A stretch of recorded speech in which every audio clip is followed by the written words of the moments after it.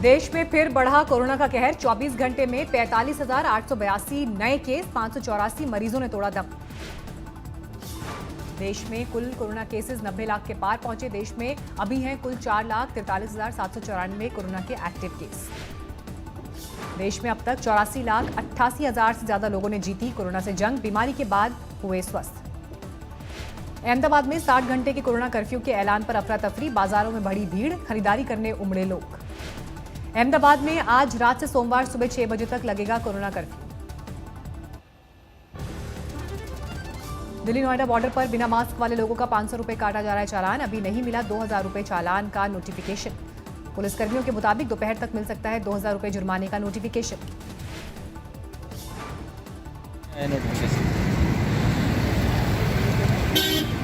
हमारे पास अभी notification sir, ये पर्ची दिखा दीजिएगा एक बार जरा। रिटर्न में नहीं आया नोटिफिकेशन। हमारे पास अभी दिल्ली में बिना मास्क एंट्री करने वाले पुलिसकर्मियों ने मढ़ी फिर से लॉकडाउन लाने की तोहमत, जबकि जुर्माना भुगतने वालों ने 2,000 की रकम को बताया ज्यादा। पूरा ट्रक खचाखच भरा हुआ है। 100 लोग हैं एक ट्रक में।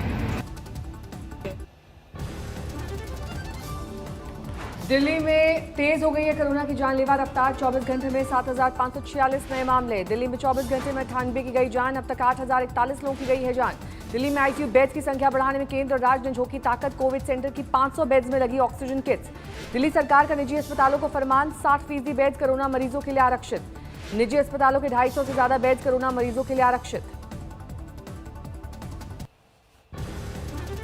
कोरोना से निपटने की तैयारियों पर केजरीवाल सरकार को हाईकोर्ट की फटकार। कहा हालात बेकाबू हुए तब कदम उठाए।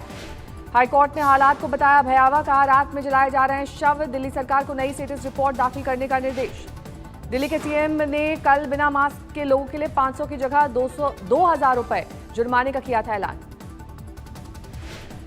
बात नहीं बनती तो फिर थोड़ा सा टाइट करना पड़ता है। तो फाइन अभी 500 रुपये था, इसको बढ़ा के 2,000 रुपये फाइन किया जा रहा है। कोरोना से निपटने में डॉक्टर्स के सहयोग की केजरीवाल ने की तारीफ। मृत्यु दर कम रहने का दिया हवाला।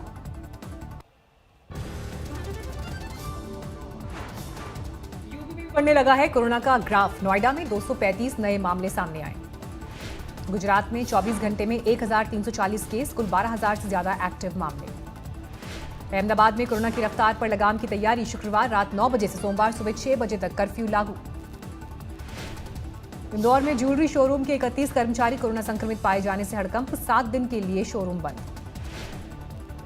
हरियाणा के रेवाड़ी में 1 दर्जन सरकारी स्कूलों में कोरोना विस्फोट। 72 छात्र हुए संक्रमित। हरियाणा के कई जिलों में स्कूली बच्चे आए कोरोना की चपेट में। जींद में 29, सिरसा में 16, कैथल और महेंद्रगढ़ में 12 बच्चे पाए गए पॉजिटिव। अगले 3 से 4 दिन महीनों में आ सकती है भारत की कोरोना वैक्सीन। स्वास्थ्य मंत्री डॉक्टर हर्षवर्धन ने जताया भरोसा। कोरोना टीकाकरण की तैयारियों में अभी से जुट गई है सरकार। स्वास्थ्य कर्मियों और 65 साल से ज्यादा उम्र के लोगों को पहले दी जाएगी वैक्सीन। स्वास्थ्य मंत्री हर्षवर्धन ने प्रधानमंत्री स्वास्थ्य योजना के तहत बने ओटी और आईसीयू का किया उद्घाटन। भोपाल में कोरोना पर लापरवाही अब पड़ेगी महंगी। मास्क न पहनने वालों के कटे चालान। 24 घंटे में सामने आए 231 नए केस। बिहार में आस्था के महापर्व छठ पूजा का पहला अर्घ आज। शाम को डूबते सूरज की उपासना। समस्तीपुर में घाटों की साफ सफाई के साथ लगाए गए पंडाल। प्रशासन ने व्रतियों के लिए निःशुल्क ई-रिक्शा और गंगाजल की व्यवस्था की। हाजीपुर में छठ घाट बनाने पर भिड़े 2 गुट, पथराव मारपीट का वीडियो वायरल। रांची में अर्घ के लिए तैयार किए जा रहे हैं छठ के घाट। शाम को डूबते सूरज को पहला अर्घ। वाराणसी में घाटों की साफ सफाई और सजावट को दिया जा रहा है अंतिम रूप। शाम को पहले अर्घ की तैयारी। बिहार के गया में छठ घाटों पर पहुंचने लगे हैं व्रती। नदी के घाटों पर साफ सफाई का काम जारी। लखीसराय में किऊल नदी के घाटों पर पहले अर्घ की तैयारी, सफाई रोशनी की व्यवस्था। मुंबई में छठ पूजा की तैयारी लगभग पूरी। छोटे जलाशयों में होगी पूजा। हरिद्वार में गंगा घाटों पर छठ पूजा की अनुमति नहीं, घरों में अर्घ देने की अपील। कोलकाता में ममता बनर्जी ने लोगों से घर में छठ मनाने की अपील की। छोटे छोटे ग्रुप में पूजा करने पर दिया जोर। यूपी में वक्फ की जमीन की अवैध बिक्री पर योगी सरकार सख्त। शिया वक्फ बोर्ड के पूर्व चेयरमैन और सुन्नी वक्फ बोर्ड के खिलाफ सीबीआई ने दर्ज की शिकायत। योगी सरकार के अल्पसंख्यक कल्याण मंत्री मोहसिन रजा का बयान, भ्रष्टाचार पर है जीरो टॉलरेंस। पिछली सरकारों में वक्फ संपत्तियों की अवैध खरीद फरोख्त की हो रही है जांच। नीतीश कैबिनेट से इस्तीफा देने वाले मेवालाल चौधरी का बयान, कहा नीतीश कुमार का सच्चा सिपाही होने के नाते उनकी छवि पर आंच न आए इसलिए इस्तीफा दिया। मैसूर में दलित का बाल काटने पर जुर्माना 50,000 का, जुर्माना अदा नहीं करने पर गांव छोड़ने की धमकी दी। खरगोन में कांग्रेस विधायक ने जिला अस्पताल का किया निरीक्षण, अव्यवस्था पर भड़के। ग्रेटर हैदराबाद में आज निकाय चुनावों के नामांकन का आखिरी दिन, सुरक्षा इंतजाम सख्त, पुलिस ने किया फ्लैग मार्च। 1 दिसंबर को होगा मतदान। हैदराबाद में सीएम केसीआर की बेटी का गणपति पूजा का वीडियो वायरल। पूजा के दौरान कविता के साथ पहुंचे टीआरएस उम्मीदवार ने गणपति को पहनाया चुनाव चिन्ह वाला अंगवस्त्रम। जम्मू कश्मीर में 20 डीडीसी के लिए 8 चरणों में होगा चुनाव।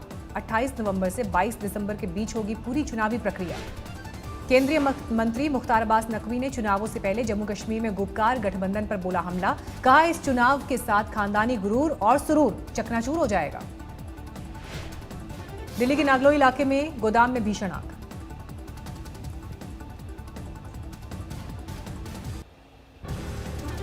यूपी के प्रतापगढ़ में भीषण सड़क हादसा, 14 की गई जान, मरने वाले सभी बाराती। खड़े ट्रक में जा घुसी बारातियों से भरी बुलेरो, ड्राइवर को नींद आने से हुआ हादसा।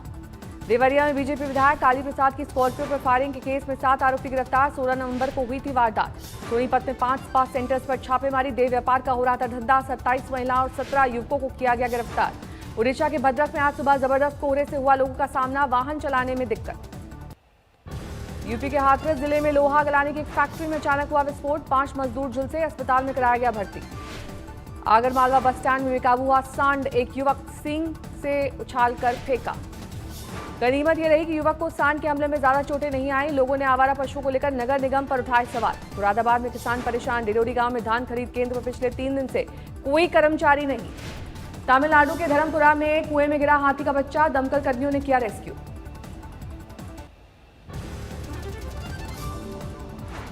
अगले अध्यक्ष के चुनाव के लिए कांग्रेस की डिजिटल तैयारी। एआईसीसी के करीब 1500 सदस्यों को दिए जाएंगे बार कोड वाले आई कार्ड। राज्यसभा के लिए 14 दिसंबर को होगा उपचुनाव। रामविलास पासवान के निधन से खाली हुई है सीट। कामकाज संभालने के 1.5 घंटे बाद ही भ्रष्टाचार के आरोपों से घिरे बिहार के शिक्षा मंत्री मेवालाल चौधरी का इस्तीफा। मेवालाल के इस्तीफे के बहाने तेजस्वी का नीतीश पर हमला, ट्वीट कर कहा मंत्री क्यों बनाया था, आप ही असली गुनहगार।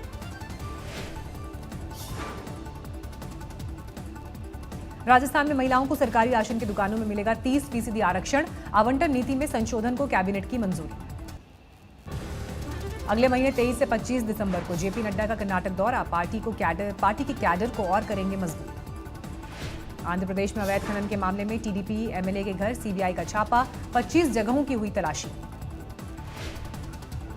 आजम खान के बेटे के मामले में हाईकोर्ट ने सुरक्षित किया फैसला। अब्दुल्ला आजम पर फर्जी जन्म प्रमाण पत्र से पैन कार्ड और पासपोर्ट बनवाने का आरोप।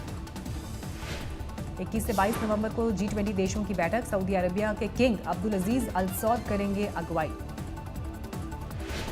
पश्चिम बंगाल में बीजेपी की नेता भारती घोष का दावा, शुभेंदु अधिकारी ही नहीं कई और टीएमसी नेता बीजेपी में आने को तैयार। नमस्कार, मैं हूं अंजना ओम कश्यप। हमें उम्मीद है ये वीडियो आपको पसंद आया होगा। लेटेस्ट खबरों के लिए यूं ही देखते रहिए आज तक, और इस वीडियो के पसंद आने पर लाइक, शेयर एंड सब्सक्राइब करना ना भूलें।